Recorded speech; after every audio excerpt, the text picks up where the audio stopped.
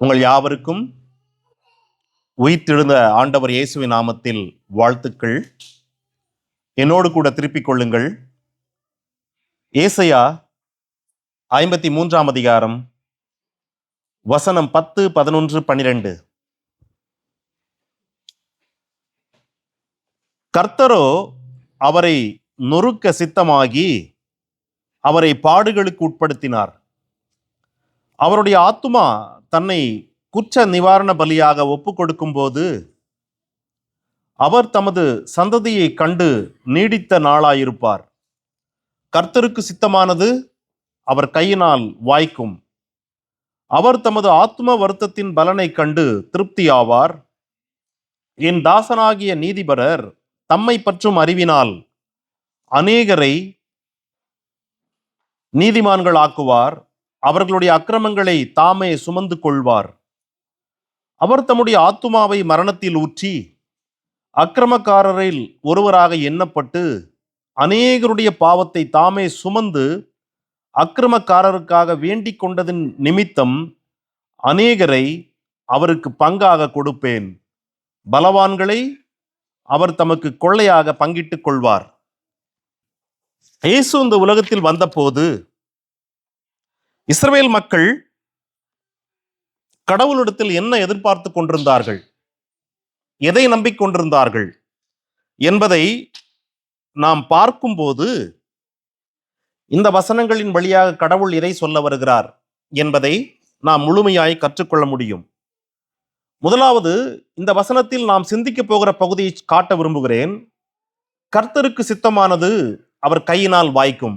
இதுதான் இன்றைய செய்தி. God's good plan will deeply prosper through him. கடவுளுடைய நல்ல ஒரு சித்தம் அல்லது ஒரு திட்டம் அல்லது ஒரு நோக்கம் கர்த்தருடைய தாசனாகிய இவர் வழியாக, இயேசு வழியாக அருமையாக, அழகாக அல்லது முழுமையாக நிறைவேறும். இதுதான் தீர்க்க தரிசன பகுதி. இந்த கர்த்தருடைய அந்த குட் பிளான், திட்டம் என்ன என்று கடவுள் சொல்லுகிறார் என்பதை நாம் கற்றுக்கொள்ளப் போகிறோம். ஆனால் கடவுளுடைய திட்டம் என்ன, சித்தம் என்ன என்று இந்த உலகத்தில் வாழ்ந்து கொண்டிருந்த மக்கள் என்ன எதிர்பார்த்து கொண்டிருந்தார்கள் என்பதில் துவங்கி நான் இதை கொண்டு வர விரும்புகிறேன். திருப்புங்கள் லூக்கா 1ஆம் அதிகாரம்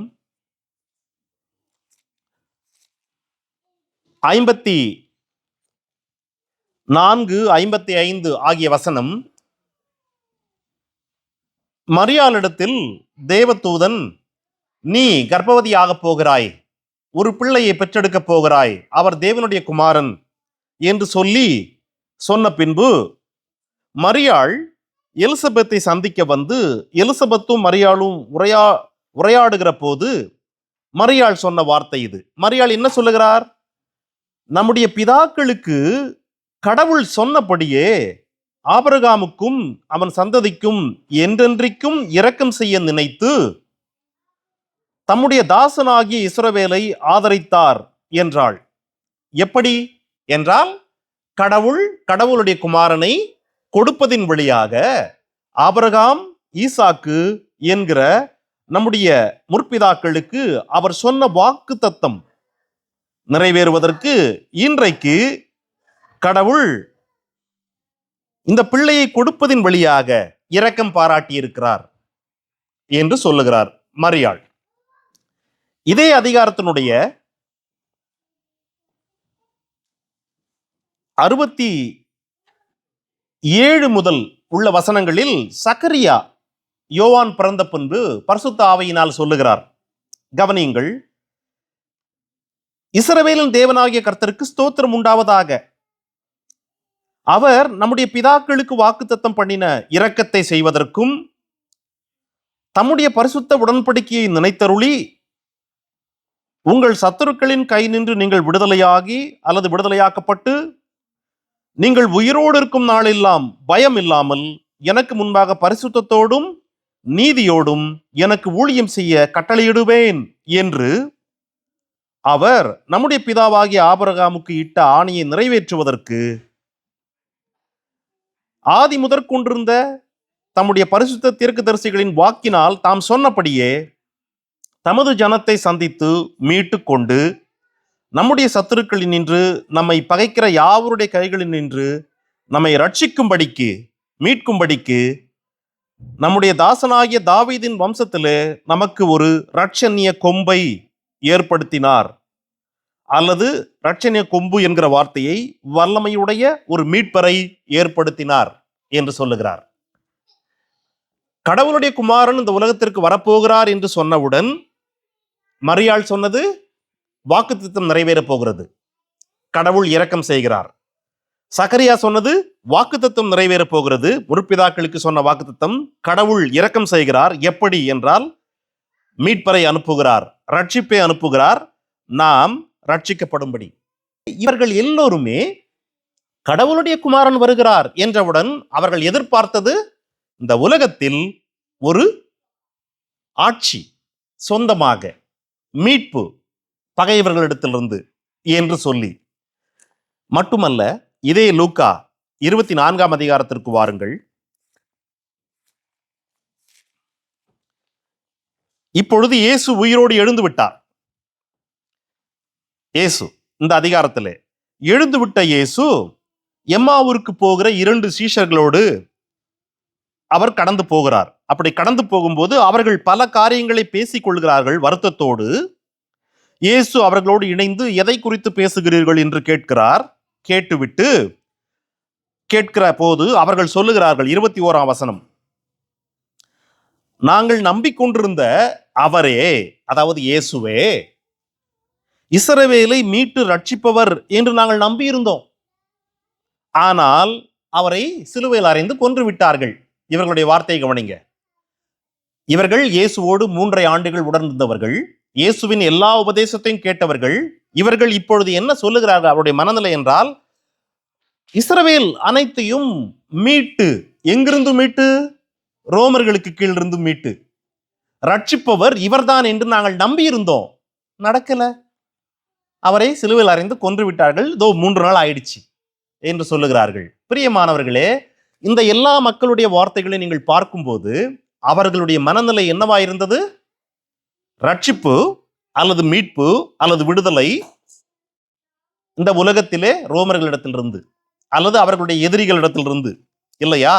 ஏன் அவர்கள் அப்படி எதிர்பார்த்தார்கள் என்றால், இயேசு பிறந்த போது லூக்கா 2ஆம் அதிகாரத்தினுடைய 11ஆம் வசனத்திலே தேவதூதன் இப்படிதான் சொல்லுகிறான். என்னவென்று சொல்லுகிறான்? இன்று கர்த்தராகிய கிறிஸ்து என்னும் ரட்சகர் உங்களுக்கு பிறந்திருக்கிறார். ரட்சகர், ரட்சகர் என்கிற வார்த்தைக்கு இன்றைக்கு நமக்கு அர்த்தம் தெரியும். ஏனென்றால் நம்மகிட்ட வேதம் இருக்கிறது, நாம் வேத வசனங்களை சிந்தித்துக் கொண்டிருக்கிறோம், ஆண்டாண்டு காலமாக படிக்கிறோம். ஆகவே நமக்கு ரட்சகர் என்ற வார்த்தைக்கு அர்த்தம் தெரியும். இஸ்ரவேல் மக்களை பொறுத்தவரை ரட்சகர் என்றால் என்ன என்றால், இந்த உலகத்தில் இருக்கிற தன்னை ஆண்டு கொண்டிருக்கிற ஒரு அதிகாரத்திலிருந்து விடுதலை. நீங்கள் நியாயாதிபதிகள் புத்தகம் முழுவதையும் படித்து பாருங்கள். அதிலே அவர்கள் பாவம் செய்கிற போதெல்லாம் கடவுள் அவர்களை ஒரு ஜாதியினிடத்தில் விற்று விடுவார். கானானியரிடத்தில், மோவாபியரிடத்தில், அம்மோனியரிடத்தில், பெலிசியரிடத்தில், பல மக்கள் கூட்டத்திலே ஒரு குறிப்பிட்ட காலத்திற்கு பின்பு அவர்கள் கடவுளை நோக்கி கூப்பிடுவார்கள். கடவுள் ஒரு இரட்சகனை எழுப்புவார். அவன் போரிட்டு அவர்களுக்கு விடுதலை வாங்கி தருவான். கொஞ்ச காலம் அமைதியாக வாழ்வார்கள். மீண்டும் அவர்கள் பாவம் செய்யும் போது கடவுள் அவர்களை விற்று விடுவார். சில காலம் போகும், கடவுளை நோக்கி கூப்பிடுவார்கள், ஒரு இரட்சகனை எழுப்புவார். இது நியாயாதிபதிகள் புத்தகம் முழுவதும் இருக்கிற ஒரு பேட்டர்ன். நீங்க 3ஆம் அதிகாரத்துல துவங்குது அது நியாயாதிபதிகள்ல. அதுல துவங்கி நீங்கள் படிக்கலாம். 3ஆம் அதிகாரத்தினுடைய 9ஆம் வசனம், 15ஆம் வசனம், 33ஆம் வசனம், 31ஆம் வசனம், அப்படியே நீங்கள் சிம்சோன் வரைக்கும் படிக்கலாம். அவர்கள் பாவம் செய்யும் போதெல்லாம் விற்கப்படுவார்கள். கடவுளை கூப்பிடும் போது ரட்சகன் எழுப்புவான். போரிட்டு மீட்பு, ரட்சிப்பு, மீண்டும் பாவம் என்பது ஒரு பேட்டர்ன்.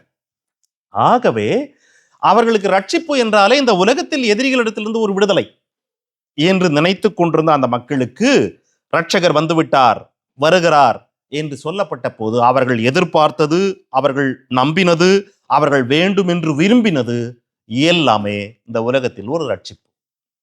இதுதான் சூழல். ஆனால் கடவுளுடைய பார்வை என்ன? அப்போஸ்தலர் 13ஆம் அதிகாரம் 32, 33 ஆங்கிலத்தில் அல்லது 33 மட்டும் தமிழிலே.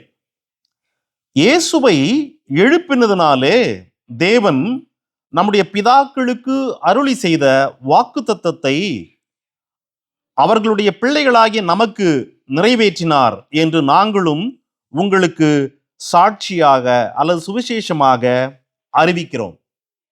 நல்லா கேளுங்க. இதுவரைக்கும் இவர்கள் சொன்ன எல்லா வார்த்தைகளிலுமே தேவகுமாரன் பிறந்தார் என்பதிலே அவர்கள் ஒரு ரட்சிப்பை எதிர்பார்த்தார்கள் உலகத்திலே.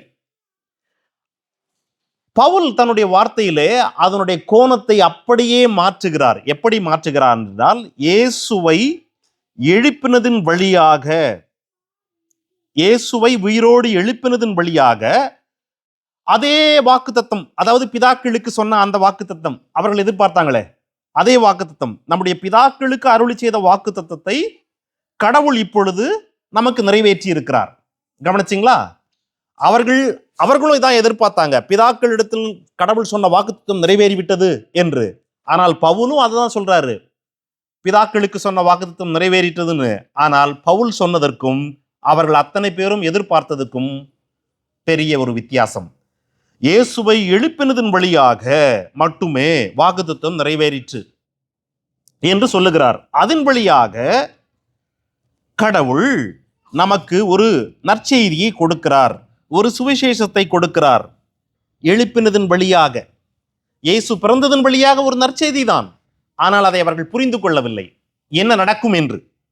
ஆனால் இயேசுவை எழுப்பினதன் வழியாக என்ன நடந்தது என்று அவர்கள் புரிந்து கொள்ளவில்லை அப்பொழுது. ஆனால் பவுலுக்கு கடவுள் வெளிப்படுத்தினார், எழுப்பினதினாலே வாக்குத்தத்தம் நிறைவேறுகிறது. நிறைவேறுவது மட்டுமல்ல, அவர் தொடர்ந்து உயிரோடு வாழ்வதனாலே. ஏன்னா 37ஆம் வசனம், தேவனால் எழுப்பப்பட்டவரோ என்றைக்கும் அழிவை காண்பதில்லை. அப்படி தேவனால் எழுப்பப்பட்ட அவர் தொடர்ந்து வாழ்வதனாலே. 39ஆம் வசனம், யார் எல்லாம் மோசேயினுடைய நியாயப்பிரமாணத்தினாலே விடுதலையாகி நீதிமான்கள் ஆக்கப்படக்கூடாமல் இருந்தார்களோ, அல்லது எவைகளிலிருந்து விடுதலையாகி நீதிமான்கள் ஆக்க கூடாமல் இருந்தார்களோ, அவர்கள் அத்தனை பேரும் இப்பொழுது எழுப்பப்பட்ட இவரை விசுவாசிப்பதின் வழியாக நீதிமான்கள் ஆக்கப்படுகிறார்கள் என்று சொல்லி அவர் இயேசுவை எழுப்பினதை பிதாக்களுக்கு சொன்ன வாக்குத்தத்தத்தோடு இணைத்து பவுல் இங்கே கொடுக்கிறார்.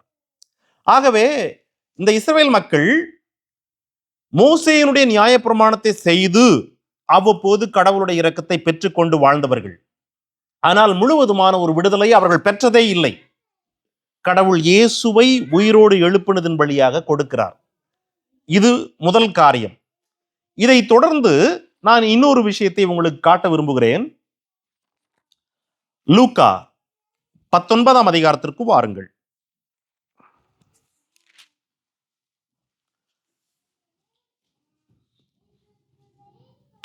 லூக்கா 19 அதிலே 38ஆம் வசனம், கர்த்தருடைய நாமத்தினாலே வருகிற ராஜா ஸ்தோத்திரிக்கப்பட்டவர், பரலோகத்திலே சமாதானம், உன்னதத்திலே மகிமை என்று சொல்லி அவர்கள் தேவனை புகழ்ந்தார்கள். என்னது? Peace in heaven because we got a king now. அவர்கள் என்ன எதிர்பார்த்தாங்க? நாம் கடந்த வாரத்தில் பார்த்தோம், இயேசு வந்து விட்டார், இப்பொழுது எருசலேமுக்கு போய் கொண்டிருக்கிறார், போனவுடன் நமக்கு ஒரு ராஜ்யம் வந்துவிட போகிறது என்று எதிர்பார்த்தார்கள். ஆகவே we got a king now, is riding on the donkey, when you reach Jerusalem we will get the kingdom என்று எதிர்பார்த்து கொண்டு உன்னதத்திலே சமாதானம், பீஸ் இன் ஹெவன் என்று பாடினார்கள், சத்தமிட்டார்கள் இல்லையா? ஆனால் இயேசு என்ன சொல்லுகிறார் பாருங்கள். 41ஆம் வசனம், 42, அவர் நகரத்திற்கு சமீபமாய் வருகிறார், கண்ணீர் விட்டு அழுகிறார், அழுதுவிட்டு, உனக்கு கிடைத்த இந்த நாளில் ஆகிலும் உன் சமாதானத்திற்கு ஏற்றவைகளை நீ அறிந்திருந்தால் நலமாயிருக்கும். ஆனால் அந்த சமாதானத்திற்கு ஏற்றவைகள் உன் கண்களுக்கு இப்பொழுது மறைவாயிருக்கிறது. இவங்க என்ன பண்ணாங்க? உன்னதத்திலே peace in heaven, which means கடவுள் அவருடைய வாக்குப்படி அரசனை கொடுத்து விட்டார், அரசன் இப்பொழுது வருகிறார், நமக்கும் கடவுளுக்கும் இடையிலே சமாதானம் என்று இவர்கள் கூப்பிடுகிறார்கள். ஆனால் இயேசு சொல்லுகிறார், உனக்கு உண்மையாகவே சமாதானம் வருவதற்கான வழியை நீ இப்பொழுது அறிந்திருந்தால் நலமாயிருக்கும். அது உன் கண்ணுக்கு மறைவாயிருக்கிறது. ஏசாயா 53:5 மைய பகுதி, நமக்கு சமாதானத்தை உண்டு பண்ணும் ஆக்கினை அவர் மேல் வந்தது. நமக்கு எப்படி சமாதானம் வரும்? ஏன் சமாதானம் வேண்டும்? எங்கிருந்து வரும்? யாரோடு சமாதானம் என்றால், கடவுளோடு மனிதனுக்கு ஒரு உறவு முறிவு ஏற்பட்டு விட்டது ஏதேனிலே. கடவுளை தினசரி சந்தித்து உறவாடுகிற ஒரு வாய்ப்பை பெற்றிருந்த ஆதாம் ஏவாள் ஆகிய அந்த ஆதி மனிதர்கள் பாவத்தின் நிமித்தம் அந்த உறவை முறிந்து போனது. சமாதானம் முறிந்தது. கடவுளுக்கும் நம் மனிதர்களுக்கும் இடையில் சமாதானம் இல்லை. ஆனால் அந்த சமாதானத்தை ஏற்படுத்துவதுதான் வாக்குத்தத்தம். அந்த வாக்குத்தத்தத்திற்கான துவக்கம் தான் ஆபிரகாம், அதனுடைய சந்ததி என்று கடவுள் நடத்தி கொண்டே வருகிறார். அந்த சமாதானத்தை நிறைவேற்றுகிற அல்லது கொண்டு வருகிற, அதற்கான விலையை செலுத்துகிற எல்லா காரியமும் இவர் மீது கடவுள் சுமத்தி வைத்திருந்தார். அது வாக்குத்தத்தம். ரோமர் 5:1, நம்முடைய கர்த்தராகிய இயேசு கிறிஸ்து மூலமாய் அவரை விசுவாசிப்பதின் வழியாக நீதிமான்கள் ஆகி தேவனிடத்தில் சமாதானம் பெற்றிருக்கிறோம். இப்பொழுதுதான் மனிதர்களுக்கு சமாதானம் வருகிறது கடவுளோடு. எப்படி? நம்முடைய கர்த்தராகிய இயேசு கிறிஸ்து மூலமாய். ஏனென்றால் சமாதானத்தை உண்டாக்கும் ஆக்கினை அவர் மீது வந்தது. கர்த்தராகிய இயேசு கிறிஸ்து மூலமாய் அவரை விசுவாசிப்பதின் வழியாக நீதிமான்கள் ஆகி தேவனிடத்தில் சமாதானம் பெற்றிருக்கிறோம் என்று இப்பொழுது எழுதுகிறார்.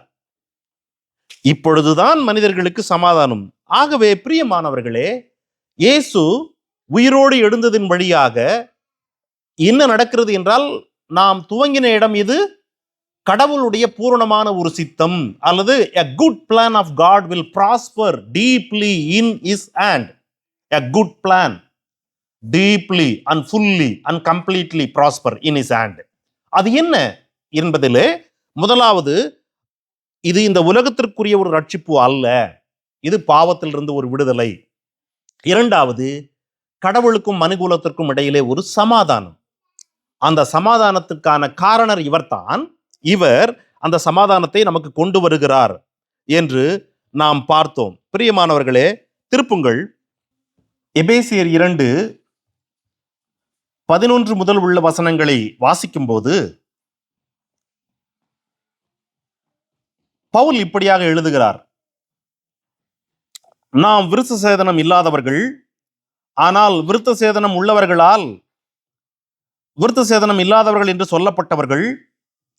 அவிதமான காலங்களிலே நீங்கள் கிறிஸ்துவை சேராதவர்கள், இஸ்ரவேலுக்கு புறம்பானவர்கள், வாக்குத்தத்தம், உடன்படிக்கை இவைகளுக்கு நீங்கள் அந்நியர், உங்களுக்கு நம்பிக்கை இல்லை, இந்த உலகத்தில் உங்களுக்கு கடவுள் இல்லை என்றெல்லாம் இருந்த நீங்கள் கடவுளோடு வெகு தொலைவில் இருந்தீர்கள், தூரமாய் இருந்தீர்கள்.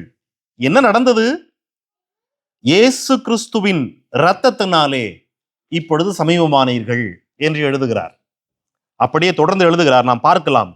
இயேசு கிறிஸ்துவின் இரத்தத்தினாலே சமீபமானீர்கள்.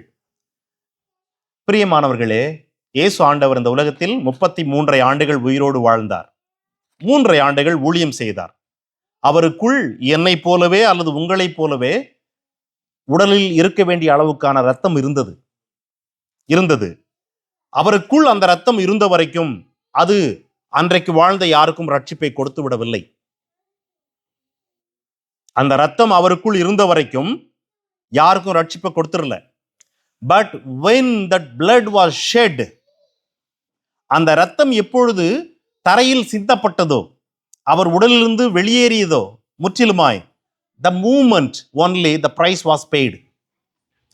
ஆக அந்த இரத்தம் சிந்தாமல் விடுதலை இல்லை, மீட்பு இல்லை, மன்னிப்பு இல்லை, ரட்சிப்பு இல்லை. இதை அவர் எழுதுறார் பாருங்க. அந்த இரத்தத்தினால் மட்டுமே நாம் சமீபமானோம். இரத்தத்தினாலே நாம் சமீபமானோம். மட்டுமல்ல, அப்படி சமீபமான நம்மை என்ன செய்கிறார்? நமக்கும் அவர்களுக்கும், அதாவது இஸ்ரவேல் மக்களுக்கும் இடையிலே ஒரு பகை இருந்தது there was a enmity. There was a enmity. ஒரு பகைமை இருந்தது. அந்த பகையை அவர் தகர்த்து சமாதானத்துக்கு காரணராகி சிலுவையிலே 16 அந்த பகையை கொன்று தேவனுக்கு ஒப்புரவாக்கினார். ஒரே சரீரமாக்கி சமாதானம், ஒப்புரவு, பகையை சிலுவையில் கொல்வது, இரத்தத்தினாலே சமீபம் என்கிற எல்லா காரியமும் தான் வாக்குத்தத்தம். அதாவது கடவுள் வைத்திருக்கிற a good plan என்று பார்த்தீர்கள் என்றால் இதுதான். கடவுளுக்கு ஒரே ஒரு திட்டம் தான் அந்த உலகத்தில், வேற ஒண்ணுமே இல்லை. ஏதேனில் இழந்த வாழ்க்கையை மனிதன் மீண்டும் வாழ வேண்டும். வாழவே முடியாது unless he become peace with God, so that there is a need for making peace. அதற்கு அவர் வாக்குத்தத்தங்களை அள்ளி கொடுத்திருக்கிறார் பிதாக்களுக்கு. அந்த வாக்குத்தத்தங்கள் இயேசுவின் வழியாய் ஒவ்வொன்றாய் ஒவ்வொரு காரியமாய் நடந்து கொண்டே வருகிறது. அவைகளில் ஒன்று சமாதானம் கடவுளோடு. அந்த சமாதானம் பகையை சிலுவையில் கொன்று உண்டாகிவிட்டது. மட்டுமல்ல, இன்னொரு காரியம், அந்த பகையை சிலுவையிலே கொன்று ஒரே சரீரமாக்கி விட்டார். ஒன் பாடி. அதாவது இந்த உலகத்தில் இருக்கிறதுல மிகப்பெரிய பிரிவினை எது என்று கேட்டீர்கள் என்றால், வேதத்தின் அடிப்படையிலே யூதர்களுக்கும் புற இன மக்களுக்கும் உள்ள ஒரு பிரிவினை தான். கடவுள் இவைகளை இந்த சிலுவையிலே பகையை கொன்று இரண்டையும் ஒன்றாக்கி, இந்த இரண்டையும் ஒன்றாக்கின இதை கடவுளோடு சமாதானமாக்குகிறார்.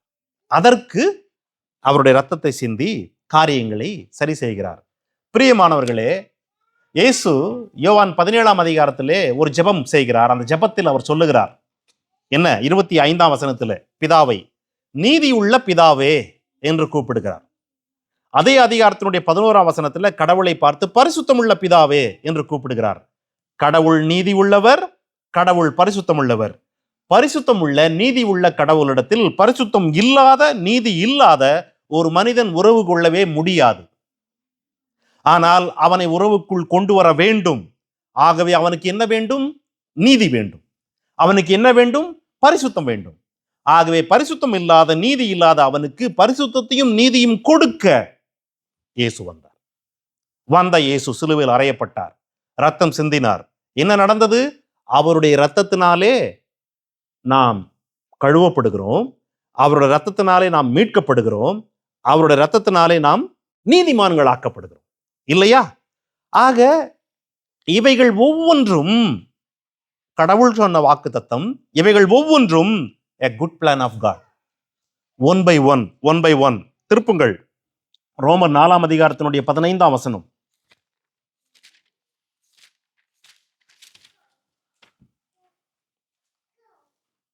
நியாயப்பிரமாணம் கோபாக்கினியை உண்டாக்குகிறது.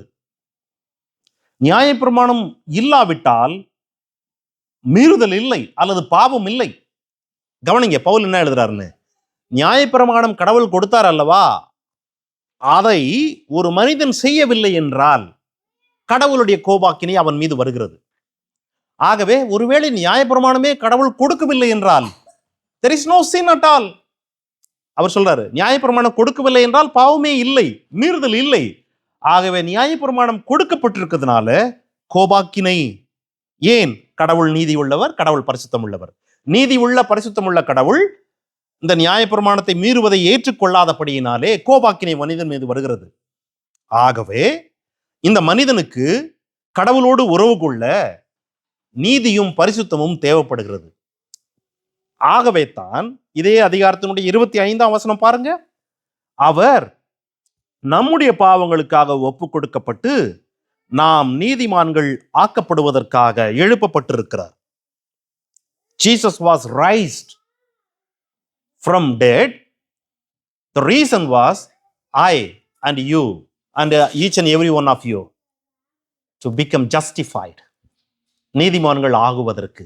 ஏன்? அவர் நீதி உள்ள பிதா. ஆகவே நாம் நீதிமான்கள் ஆக்கப்பட வேண்டும் என்பதற்காக அவர் எழுப்பப்பட்டார். கடவுளுடைய குட் பிளான்.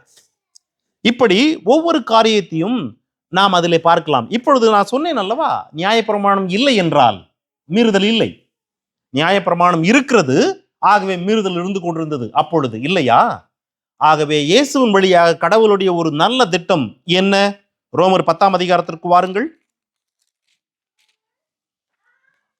10ஆம் அதிகாரத்தினுடைய 3, 4 ஆகிய வசனங்கள். எப்படி எனில், இஸ்ரவேல் மக்கள் தேவ நீதியை அறியவில்லை, தங்களுடைய சுய நீதியை நிலைநிறுத்த தேடுகிறபடியால் அவர்கள் தேவனுடைய நீதிக்கு படியாமல் இருக்கிறார்கள்.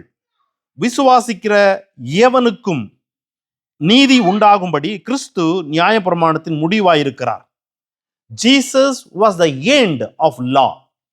இப்போ ஏனென்றால் as long as law was alive, கோபாக்கினை வரும் மீறும்போது. You understand? As long as the law was alive, those who transgress, யார் ஒருவன் அதை மீறுகிறானோ, கோபாக்கினை, தேவ கோபாக்கினை அவன் மீது வருகிறது. ஆகவே நியாயப்பிரமாணத்தை கடவுள் எடுக்கிறார். எப்படி எடுக்கிறார் என்றால், அதை உருவி எடுத்து விடவில்லை, அதனுடைய எல்லா தேவையையும் இயேசுவின் வழியாய் செய்து முடித்து, God put a end card for law. கடவுள் நியாயப்பிரமாணத்தை முடிக்கிறார். இயேசு நியாயப்பிரமாணத்தினுடைய முடிவு. ஆக இயேசு சிலுவையில் அறையப்பட்டு உயிரோடு எழுகிற வரைக்கும் நியாயப்பிரமாணம் உயிரோடு இருந்தது. இஸ்ரவேல் மக்கள் அதை செய்தே ஆக வேண்டும். மீறுதல் வந்து கொண்டே இருந்தது செய்யாமல் இருக்கும் போதெல்லாம். But when Jesus paid the price and rise from dead, the law was ended.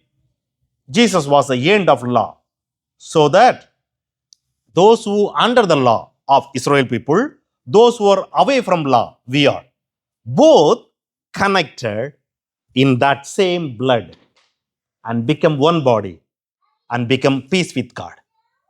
This all God's good plan. ஆக இவைகள் எல்லாவற்றுக்கும் துவக்கம் இயேசுவினுடைய உயிர்த்தெழுதல். இயேசுவினுடைய உயிர்த்தெழுதல் மட்டுமே one of the greatest thing ever happen in the world. One of the greatest thing ever happen in the world. இந்த உலகத்திலே கடவுளுடைய வல்லமை எதில் அதிகமாய் வெளிப்பட்டது என்று உங்களை கேட்டால், அல்லது மனிதர்களை கேட்டால், ஒவ்வொன்றாய் நாம் சொல்லக்கூடும். கடவுள் ஆதியிலே உலகத்தை உண்டாக்கினார் அல்லவா, 6 நாள்ல இந்த அண்ட சராசரங்களை, இந்த என்டையர் யூனிவர்ஸ் உருவாக்கினார் இல்லையா, அது ஒரு பலத்த கிரியை அல்லவா. இஸ்ரவேல் மக்கள் செங்கடலுக்கு முன்பு நிற்கும் போது கோலை நீட்டினவுடன் கடலே பிளந்ததே ஒரு வல்ல செயல் அல்லவா. ஒரு யுத்தம் நடந்து கொண்டிருந்த போது, யுத்தம் முடியும் வரைக்கும் சூரியன் அதே இடத்திலும் சந்திரன் அதே இடத்திலும் நிற்கட்டும் என்று யோசுவா சொன்னவுடன் அப்படியே நின்றதிலே கடவுளுடைய வல்லமை வெளிப்பட்டது அல்லவா. இப்படி பல பல பல வல்லமையான காரியங்கள் வெளிப்பட்டது, உண்மைதான். ஆனால் that all nothing compared to the resurrection of Jesus.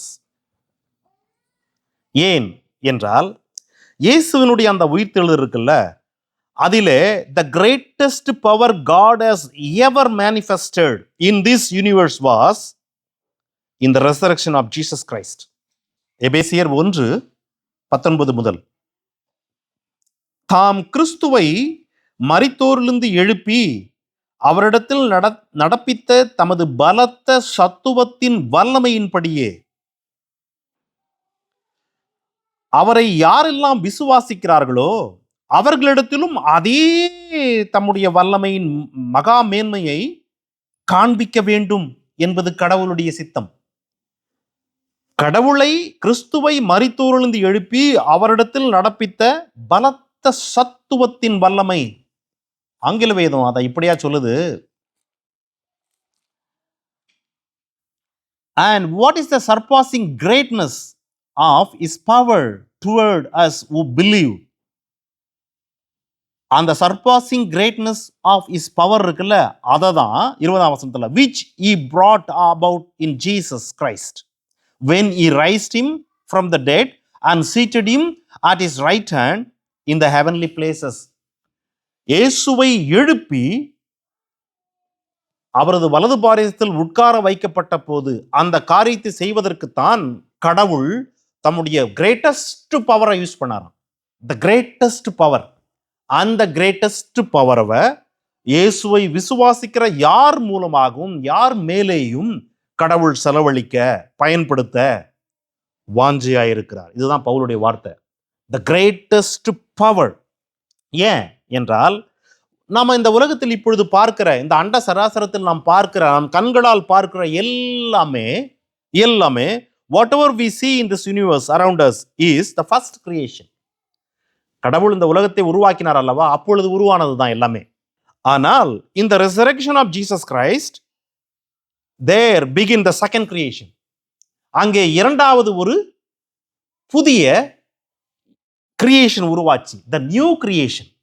And the new creation was more powerful than the older one. இயேசு உயிரோடு எழுப்பினதன் வழியாக ஒரு புதிய ஒரு கிரியேஷன் உருவாச்சு இல்லையா, அது மோர் பவர்ஃபுல். அந்த மோர் பவர்ஃபுல்லான ஒரு கிரியேஷனை உருவாக்குவதற்கு தான் கடவுளுடைய surpassing greatness was revealed there in Jesus resurrection. அந்த காரியம், the resurrection power is the power that lifts us up. எப்படி இயேசுவை எழுப்பி உன்னதங்களில் அவரது வலது பாரசத்தில் உட்கார வைத்ததோ, அதே போல கடவுளுடைய அந்த எழுவதற்கு, இயேசுவை எழுப்புவதற்கு பயன்படுத்தின அந்த வல்லமை நமது வாழ்க்கையிலும் செயல்பட்டு நம்மையும் உயிரோடு எழுப்பி அவரோடு கூட உன்னதங்களில் வலது பாரசத்தில் உட்கார வைக்கிறார். உதாரணத்திற்கு, the power of resurrection power இருக்குல்ல, that is lifts us up to heavenly place against the gravity of sin. Against the gravity of sin. இந்த புத்தகம், இந்த வேதம் இருக்குது அல்லவா, இதை நான் இப்பொழுது தூக்குகிறேன் அல்லவா, இது புவியீர்ப்பு விசைக்கு எதிரான ஒரு செயல். என் கையில ஒரு பலன் இருக்கிறது, ஒரு பவர் இருக்குது என் கையில. இந்த பவர் என்ன பண்ணுதுன்னா, புவியீர்ப்பு விசையை எதிர்த்து இந்த புத்தகத்தை, இந்த வேதத்தை தூக்குவதற்கு உதவி செய்கிறது. The same way, the resurrection power which used in Jesus by Father God was the power which lifts you up to heavenly place against the gravity of sin, which normally seeks you to pull down. உன்னை கீழே இழுத்து தள்ள விரும்புகிற அந்த பாவம் என்கிறதான அந்த வல்லமையிலிருந்து கடவுள் உன்னை எழுப்பி, என்னை எழுப்பி அவரோடு கூட வலது பாரசத்தில் உட்கார வைக்கிறார். 1 கொரிந்தியர் 6ஆம் அதிகாரத்தினுடைய 14ஆம் வசனம் சொல்லுகிறது, கடவுள் இயேசுவை எழுப்பினார், மட்டுமல்ல இயேசுவோடு கூட நம்மையும் எழுப்புவார். பாருங்க 6:14, தேவன் இயேசுவை எழுப்பினாரே, நம்மையும் தமது வல்லமையினாலே எழுப்புவார். இதுதான் வாக்கு தத்தம். நம்மையும் எழுப்புவார், நமது சரீரங்களையும் எழுப்புவார். தேவன் இயேசுவை உன்னதங்களில் அவருடைய வலது பாரசத்தில் உட்கார வைத்தாரே, நம்மையும் அவரோடு கூட உன்னதங்களில் அவரது வலது பாரசத்தில் உட்கார செய்வார். இப்படி கடவுள் இயேசுவுக்கு என்னெல்லாம் செய்தாரோ அவை எல்லாவற்றையும் நமது வாழ்க்கையிலே அவர் செய்கிறார். பாருங்கள், எபேசியர் 2ஆம் அதிகாரத்தினுடைய 7ஆம் வசனம், கிறிஸ்து இயேசுவுக்குள் நம்மை அவரோடு கூட எழுப்பி உன்னதங்களிலே அவரோடு கூட உட்காரவும் செய்தார். இயேசுவுக்கு உயிர்த்தெழுதலுடைய வல்லமை, இயேசுவை உயிர்த்தெழுப்பி உயிரோடு எழுப்பி உன்னதங்களில் உட்கார வைத்தார்ல, அதுல கடவுளுடைய greatest power was revealed. The same power is working and waiting for us to do in our life. எப்படி? நம்மை எழுப்பி நம்மை உன்னதங்களில் அவரோடு கூட உட்கார செய்தார். இது செய்வார்னு சொல்லல, செய்தார். God already did it. It will only work in those who believe it. யார் ஒருவர் விசுவாசிக்கிறார்களோ அவர்களுடைய வாழ்க்கையில் மட்டும்தான் இது நடக்கும், உன்னதங்களில் உட்கார செய்வது. உங்க அப்பா, இப்ப தம்பி காலேஜில் படிக்கிறான், அங்க அவனுக்கு தினசரி காசு தேவைப்படுது. அப்பாவுக்கு ஃபோன் பண்றான், அப்பா எனக்கு காசு தேவைப்படுதுன்னு. அப்பா சொல்றாரு, தம்பி உன் அக்கௌண்ட் பாரு, நான் காசு அனுப்பியிருக்கிறேன்னு. அவன், நான் நம்ப மாட்டேன்பா உன்னை, நீ அனுப்பவே இல்லைன்னா என்னன்னு தெரியாது என்று சொன்னால் அவங்க அப்பா மேல அவனுக்கு நம்பிக்கை இல்லை இல்லையா? The same way God says here, நான் உன்னை இயேசுவை போலவே எழுப்பி உன்னதங்களிலே உட்கார வைத்து விட்டேன். இயேசுவை உட்கார வைத்தது போல செய்தார், உட்காரவும் செய்தார். If you believe it will be happen in your life. நாம் விசுவாசிக்க கற்றுக்கொள்ள வேண்டும். ஏசாயா 53:10 முதல் நல்லா கவனிங்க. கர்த்தரோ அவரை நொறுக்க சித்தமாகி பாடுகளுக்கு உட்படுத்தினார். இந்த வசனங்களை நீங்கள் கொஞ்சம் கூர்ந்து நேரம் எடுத்து படித்து பார்த்தால் உங்களுக்கு ஒன்று நன்றாக விளங்கும். என்ன என்றால், இந்த 10ஆம் வசனமும் 11ஆம் வசனமும் இயேசுவினுடைய 33 ஆண்டுகள் வாழ்க்கையின் நேரம். அது இந்த 10ஆம் வசனமும் 11ஆம் வசனமும் அவருடைய 33 அரை வாழ்க்கை அவர் வாழ்ந்தாரே அந்த வாழ்க்கையின் தருணம் அது. ஆனா 12ஆம் வசனம் சிலுவையில் அவர் இருந்த நேரம் அது. ஏன் என்று பார்த்தீர்கள் என்றால், நல்லா பாருங்க. But the Lord was pleased to crush him, putting him to grief. அடுத்த line, if he would render himself as a guilt offering, he will see his offspring. அந்த வசனம் என்ன சொல்லுது? if he would render himself as a guilt offering. அவர் தன்னை பாவ குற்ற நிவாரண பலியாக ஒப்பு கொடுத்தால் he will see his offspring, he will prolong his days என்று வேதம் சொல்லுகிறது. அப்போ இது எப்பொழுது நடந்தது? அவருடைய 33 அரை வாழ்க்கை காலங்களிலே கடவுள் அவர் வாழ்ந்து கொண்டிருந்த போது ஒவ்வொரு நாளும் அவரை நொறுக்க சித்தமானார், நொறுக்கினார். அவரை அநேக பாடுகளுக்கு உட்படுத்தினார். அதோடு கூட அவரை குற்ற நிவாரண பலியாக ஒப்பு கொடுத்தால் அவர் வழியாக அநேக மக்களை பார்ப்பார், அநேகர் நீதிமான்களாவதை பார்ப்பார், அநேக நாட்கள், அதாவது அழிவில்லாத ஒரு வாழ்க்கையை அவரும் பார்ப்பார் என்று சொல்லி அந்த வசனம் சொல்லுகிறது. அப்படி அவர் செய்யும் போது in his days and the Lord's good pleasure will prosper in his hand. அடுத்த வசனம் பாருங்க. as a result, அவர் அப்படி செய்வதன் வழியாக அவருடைய the anguish of his soul, he will see it and be satisfied. By his knowledge, the righteous one, my servant, will justify many. இப்போ அடுத்த line நல்லா கவனிங்க. he will bear their iniquities. என்ன சொல்லுது? he will bear their iniquities. he will bear, அதாவது if he render himself as a guilt offering, he will in the future, if he give, then he will bear. அதுதான் இவருடைய வாழ்க்கையை குறித்து கடவுளுக்கு வைத்திருந்த திட்டம் 33 ஆண்டுகளுக்கு.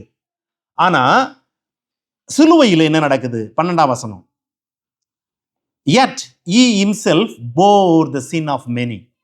12ஆம் வசனத்தினுடைய கடைசி பகுதி பாருங்க. yet he himself bore, bear அப்படின்னு சொல்லி 11ஆம் வசனத்தில் சொல்லப்பட்டது. இங்கே yet he himself bore the sin of many. இங்கே அவர்களுடைய பாவங்களை, அக்கிரமங்களை தன் மீது சுமந்து கொண்டார். இதுதான் கடவுளுடைய சித்தம். அவரை குறித்து அவர் கொண்டிருந்த சித்தம் என்னவென்றால், பாடுகளுக்கு உட்படுத்துவார், நொறுக்குவார், அவருடைய ஆத்மா வேதனை அடைவதை பார்ப்பார். எல்லாவற்றையும் பார்த்து அவர் இது எல்லாவற்றையும் கடந்து தன்னை குற்ற நிவாரண பலியாக ஒப்பு கொடுத்தால் he will prosper and he will see prolonged life and he will bring many people. இதெல்லாம் கடவுளுடைய குட் பிளான். அந்த குட் பிளான் இன் ஜீசஸ் லைஃப்ல ஒவ்வொரு நாளும் நடந்து கொண்டே இருக்கிறது. கடைசியாக அவர் சிலுவைக்கு போகிறார். சிலுவையிலே because he poured out himself to death, அங்கே அவர் தன்னை ஊற்றிவிட்டார் மரணத்திற்கு. தன்னை மரணத்தில் ஊற்றிவிட்டார். ஊற்றுவதோடு கூட அநேகருடைய எல்லாருடைய பாவங்களையும் தன் மீது சுமந்து கொண்டார். பிகாஸ் he himself bore, இங்க பேர்ன்னு சொல்லல, வில்னு சொல்லல.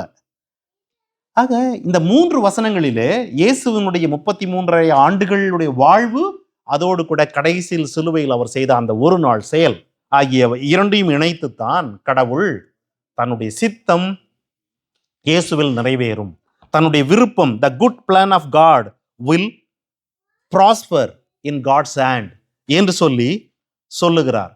பிரியமானவர்களே, இயேசுவினுடைய பாடுகள், இயேசுவினுடைய வாழ்க்கை, இயேசுவினுடைய மரணம், அவருடைய உயிர்ப்பு ஆகிய இவைகள் எல்லாவற்றையும் இணைக்கும் போது கடவுளுடைய சித்தம் ஆண்டாண்டு காலமாக ஒன்றே ஒன்றுதான், என்னையும் உங்களையும் அவர் அண்டையில் கொண்டு வந்து சேர்க்க வேண்டும். அவரை பார்த்து நாம் பிதாவே அல்லது அப்பா என்று அழைக்கிற உரிமையை பெற வேண்டும். அதை நாம் பெறவே முடியாது as long as if you don't have the righteousness of Jesus. இயேசுவினுடைய righteousness உனக்கு கிடைக்கவே கிடைக்காது as long as Jesus was not crucified and as long as Jesus was not raised from dead. Because அவரே எழ முடியாது.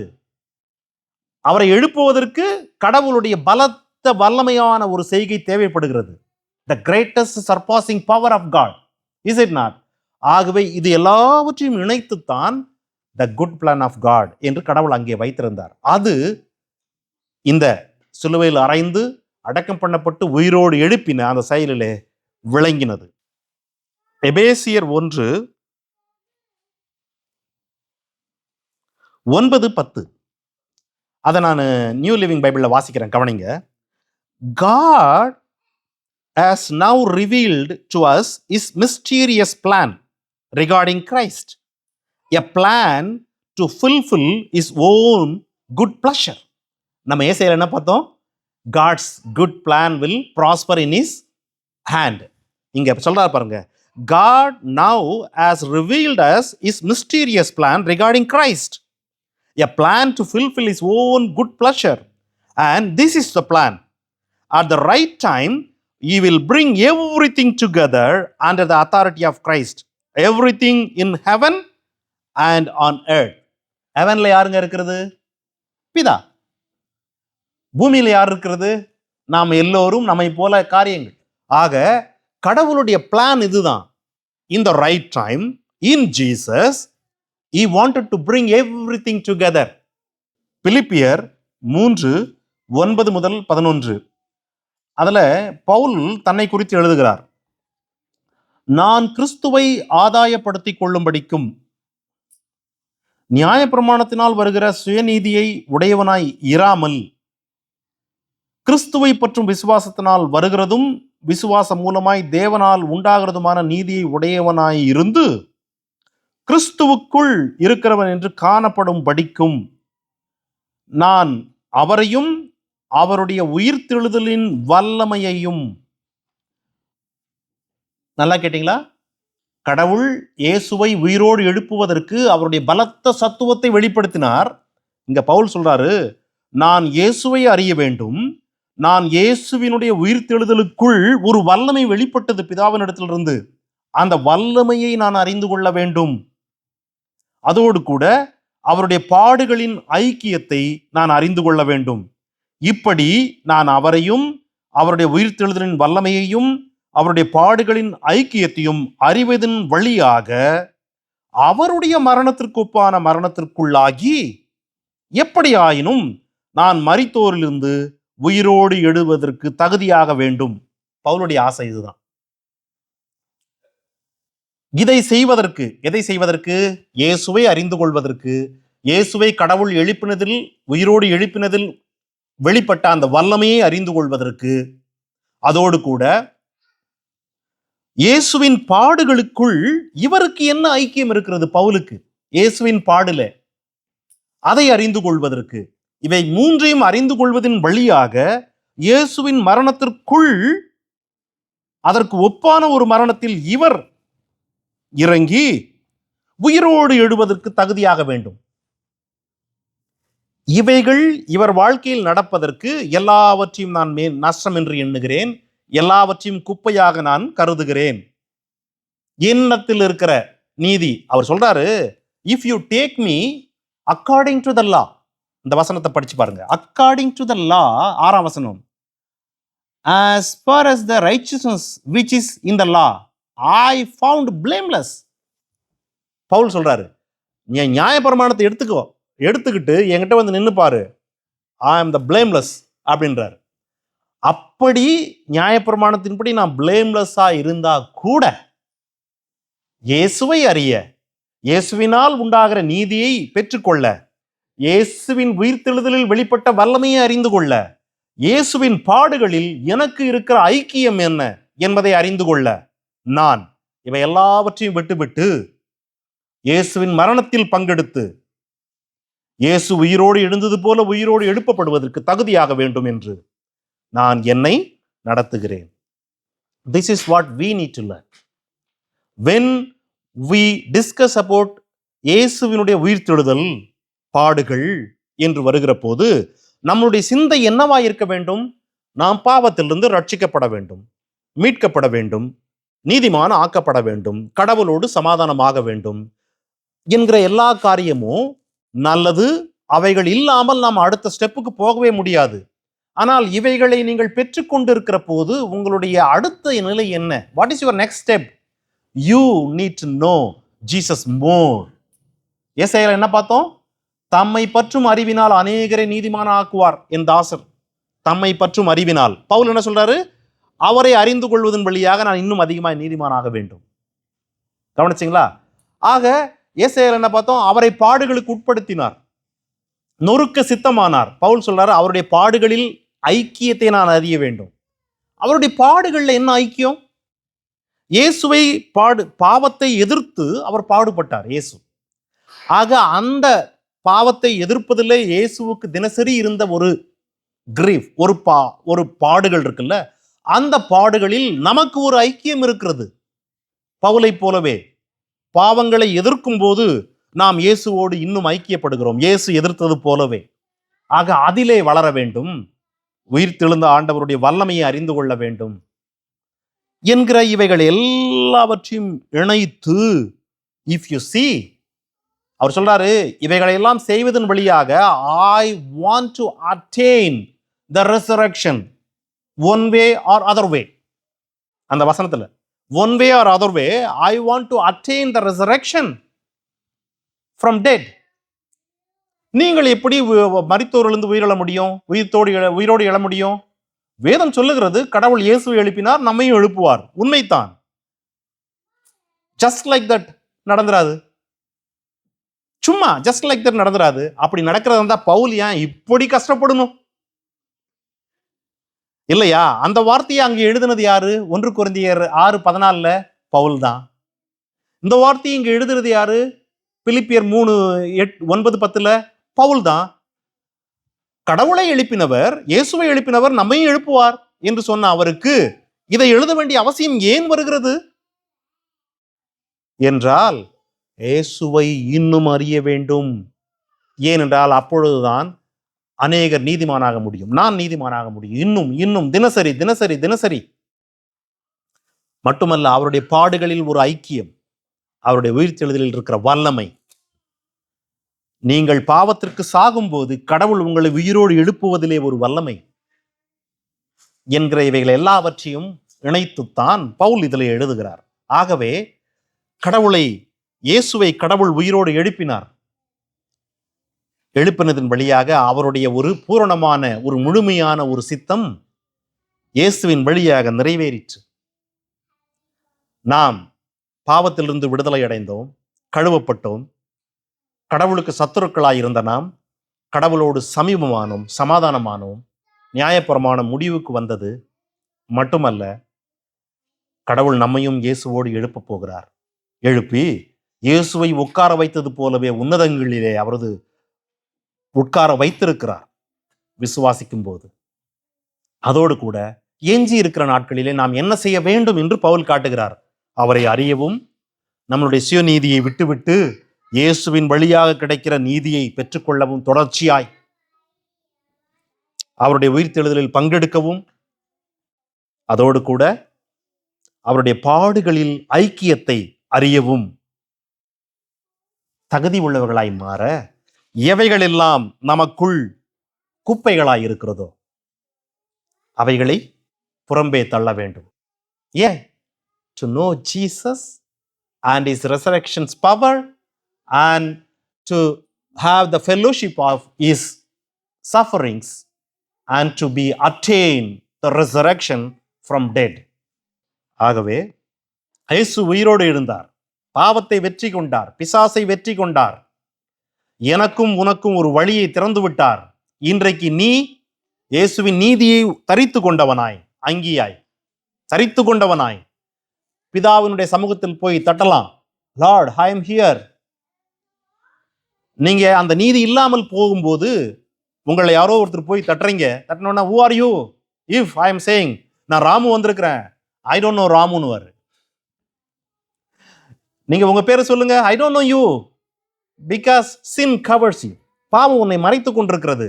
But the same person, after coming to Jesus and accept Jesus and got baptism and wearing Jesus' righteousness on you, and if you go knock and you say, Lord, I am Ramu, but when God hears your voice as Ramu, but when he sees you, on you, the righteousness of Jesus, இயேசு சம்பாதித்த நீதி, ஆகவே கடவுளுக்கும் உனக்கும் சமாதானம் அங்கே. You will open. Come on, son, what do you want? என்று கேட்பது போல, அதற்கு நமக்கு கடவுளுடைய நீதி, இயேசுவினுடைய நீதி, கடவுளோடு சமாதானம் என்ற இவைகள் இந்த இயேசுவின் உயிர்த்தெழுதலில் கிடைத்தது. That is what God's greatest plan, which prospered in Jesus' hand. இன்னும் அதிகமாய் பவுலை போலவே இயேசுவை அறிகிற அறிவு, இயேசுவின் பாடுகளில் இருக்கிற உன்னுடைய பங்கு, இயேசுவின் உயிர்த்தெழுதலில் இருக்கிற வல்லமை, இயேசுவை போலவே உயிரோடு எழுப்பப்படுவதிலே தகுதியாகுவதற்கான ஒரு தகுதி என்கிற எல்லாவற்றையும் நீங்களும் பெற்றுக்கொண்டு மகிழ்ச்சியான ஆசீர்வாதமான ஒரு வாழ்க்கையை வாழ கடவுள் உங்களை அழைக்கிறார். May God bless you.